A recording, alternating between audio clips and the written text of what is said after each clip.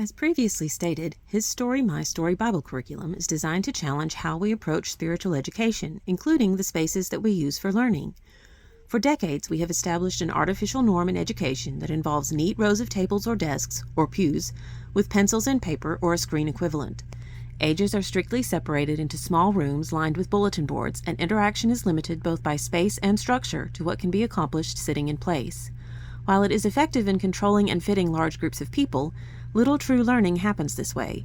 That just isn't how our brains were designed. But if we want to leave that behind without devolving into chaos, what would it look like?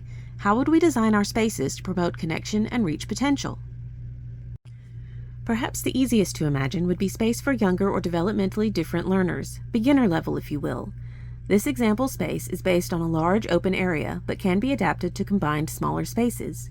There would be no desks or tables except a large low surface in the crafting area. That area would be stocked with building blocks as well as arts and crafts supplies in several media. Either one area could be dedicated to full world immersion, where students can play out the stories and concepts they are learning with sensory materials and toys, or the entire space could be decorated to immerse all activities in-world. A large area would be cordoned off for playing physical games, while another area would be made comfortable for bringing God's story into the digital world today's children explore. Just as libraries have cozy corners for reading and storytelling, this space reserves an area for gathering at the children's level to read and talk. If you are thinking that this looks more like a playroom than a classroom, you are correct. Children learn best when allowed to move and chatter and play. They are literally in an age of discovery through senses and experiences.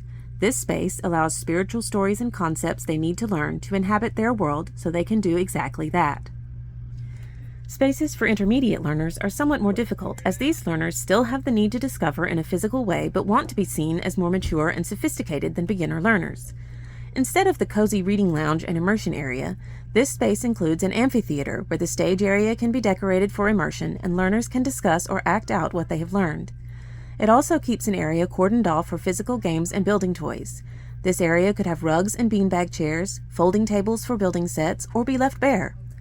The digital corner has been expanded to accommodate larger bodies and longer limbs and would include video games, streaming apps or DVDs, and music.